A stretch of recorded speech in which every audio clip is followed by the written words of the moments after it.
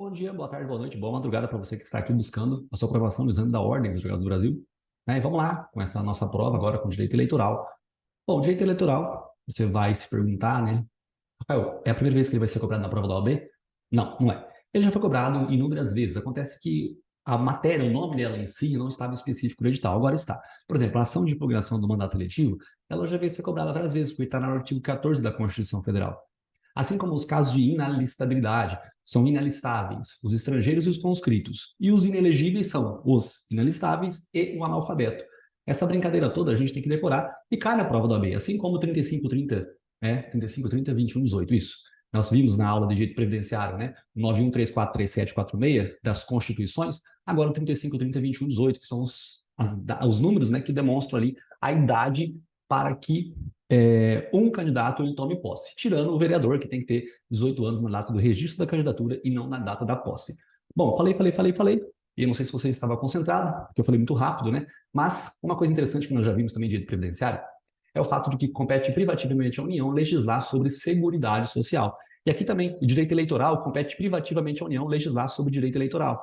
Então é uma coisa simples, mas que nós temos que ter em mente, olha só. Compete privativamente à União legislar sobre direito eleitoral. Lembrando, pessoal, que o processo legislativo, né, é aquele que passa pelo Congresso Nacional, você tem início em regra na Câmara dos Deputados, vai para o Senado, se tiver alterações substanciais, volta para a Câmara, né, e depois vai para o chefe do Executivo para ele sancionar ou vetar.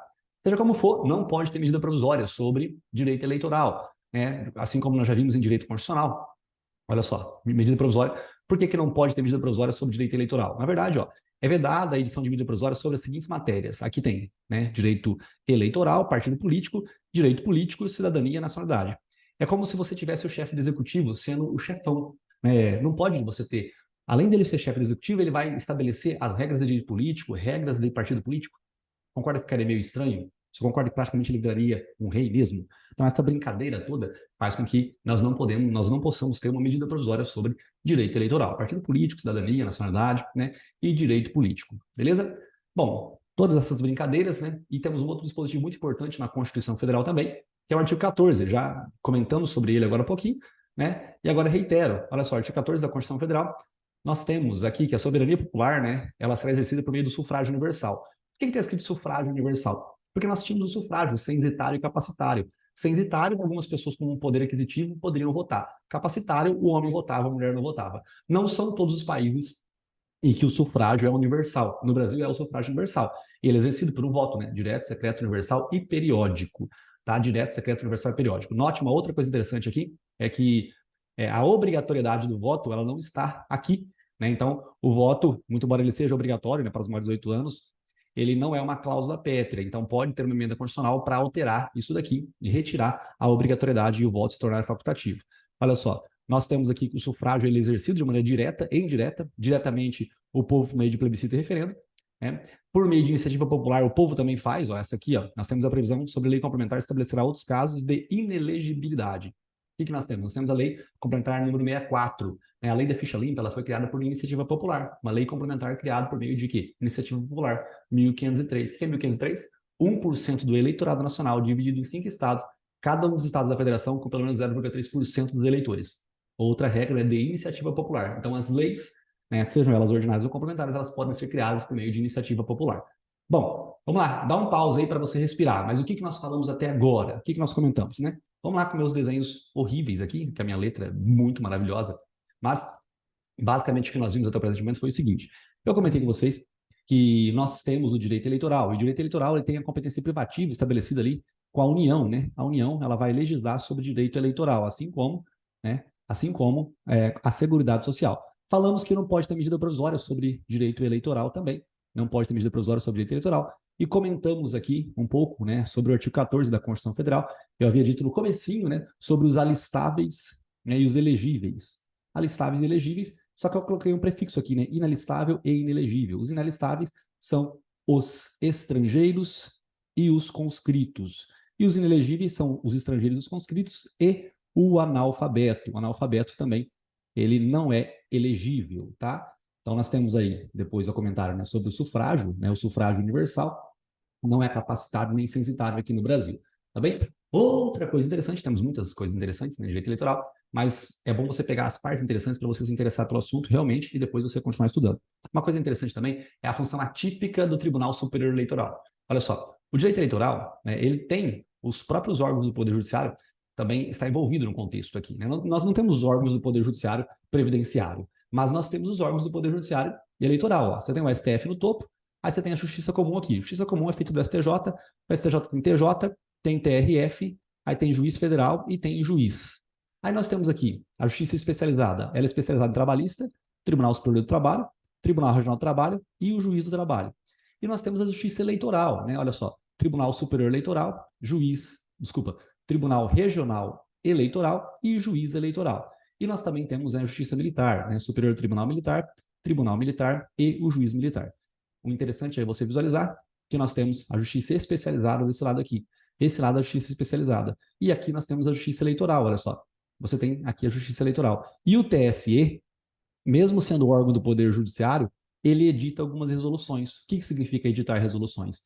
Ele escreve no papel uma coisa que vai ser levada em consideração para que os outros órgãos do Poder Judiciário sigam em regra, né? E as próprias eleições em si são conduzidas por essas resoluções.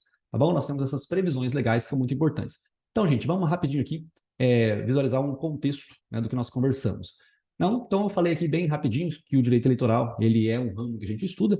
Né? Eu não disse que ele é direito público, mas eu estou dizendo agora, né, não é direito privado. Aqui as regras são, de certa forma, não regidas pelo Código Civil, tá bom? Nós vamos trabalhar com o direito eleitoral, ele cuida realmente, né, do direito político, nós vamos conversar sobre direito político, e o processo eleitoral da alistabilidade, o registro da candidatura, coligação partidária, sistema majoritário, sistema proporcional, certo? Propaganda eleitoral, certo? Tomar posse, a idade, né? Falei ali 35, 30, 21, 18, essa brincadeira 35, 30, 21, 18 é bem tranquila também, a gente vai vendo com o passar dos dias. As inelegibilidades reflexas também, né? Você tem com o chefe do Poder Executivo. As resoluções do TSE na função atípica, né? Função atípica eu digo porque a função típica é julgar, atípica é resolução do TSE, está previsto ali no próprio Código Eleitoral. Temos que compete privativamente a União legislar sobre o direito eleitoral, não pode medida provisória sobre o direito eleitoral.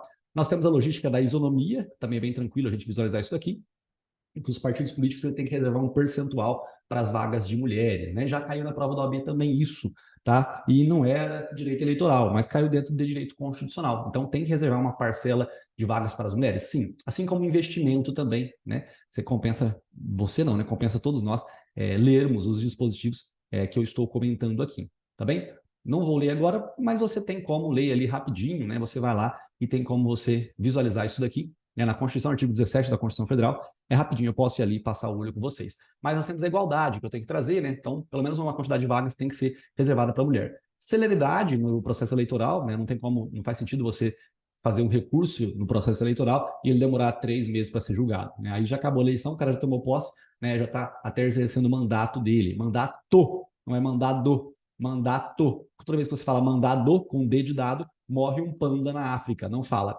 Princípio da lisura eleitoral, né? Aqui a busca pela verdade real, ela sempre deve prevalecer, inclusive, olha só, a própria Constituição Federal estabelece alguns casos, né, bem gritantes e específicos ali, né, que a lei complementar vai estabelecer mais formas de tudo ficar bonitinho, nada de corrupção, essas coisas que no Brasil a gente não tem, né? Princípio do aproveitamento do voto também é uma coisa bem interessante e, independentemente do que aconteça, às vezes, né, nas eleições, não na hora quando você digita, mas às vezes o cara, quando excepcionalmente você não tem como fazer a eleição por meio do dígito, você faz por escrito, faz um xizinho ali. E aí, se você fica meio em dúvida, né, qual que o cara escreveu, o número, às vezes fica ali 14,636. Aí não sabe se é 14,636 ou se é 14,635. Então, pelo menos o 14 é certeza que é a legenda partidária, né? Então, o partido político número 14 vai ganhar aquele voto no sistema proporcional, certo?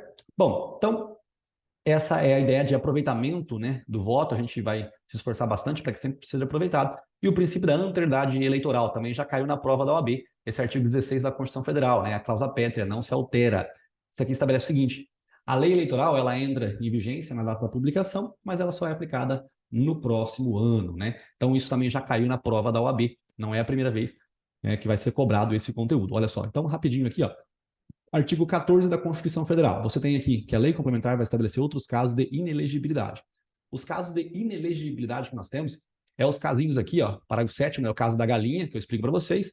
certo? Depois, na oportunidade desse direito eleitoral, eu volto a explicar. O caso da galinha, você já ouviu isso daqui, né, gente? Então, se seu pai é a galinha do município, você não pode ficar debaixo da asa dele naquele município, mas você pode em outros municípios, em outros estados, tá bem? Então, aqui nós temos esses casos, né, dos consanguíneos ou afins. Tomar cuidado com sogro, sogra, genro e nora aqui, consanguíneos ou afins até o 2º grau. Tá? Lei complementar, artigo 16 da Constituição Federal, nós temos aqui a lei que alterar o processo eleitoral entrar em vigor na data da sua publicação, não se aplicando à eleição que ocorra até um ano da data da sua vigência. Outra coisa que já caiu na prova do AB também, a AIME, né, a ação de impugnação do mandato eletivo, já caiu. Ó, o mandato eletivo poderá ser impugnado ante a Justiça Eleitoral no prazo de 15 dias contados da diplomação. Também já caiu na prova da OAB isso daqui, e não tinha direito eleitoral. Assim como isso aqui já caiu na prova da OAB, não tinha direito eleitoral. Né? E assim como já caiu isso aqui na prova da OAB também. Essa aqui eu acho que não tenho certeza absoluta não, mas eu acho que já cobrou também. Ó, o montante do fundo especial de financiamento da campanha e da parcela do fundo partidário destinada a campanhas eleitorais, bem como o tempo de propaganda gratuita no rádio e televisão, a ser distribuído pelos partidos e as respectivas candidatas, deverão ser de no mínimo 30%. Né? Então aqui nós temos uma mençãozinha. O ideal, pessoal, é a gente conseguir fazer o quê? As revisões específicas para que a gente consiga realmente nosso bom aproveitamento nas matérias. Né? Mas dentro do nosso curso extensivo, o que eu fui inserindo de informações, tanto de direito previdenciário, tanto quanto de direito eleitoral, tanto quanto direito financeiro, vocês vão ver que estão dentro do contexto aqui que eu estou explicando aqui agora. Tá? Quem só está vendo essas aulinhas aqui, tudo bem também, eu vou explicando aqui. De vez em quando eu faço menção sobre o curso extensivo, mas não significa que você não possa aproveitar essas aulas aqui também. Beleza? Gente, é nóis. Foco for Fé fala depois de um estudo. Beijo do Magno. Se essa aula valeu para você alguma coisa, dá um cliquinho aí em curtir. Se você está reclamando da velocidade, basta que você diminua a velocidade do vídeo. É nóis. Tamo junto. Foco for Fé fala depois de muito estudo. Tchau.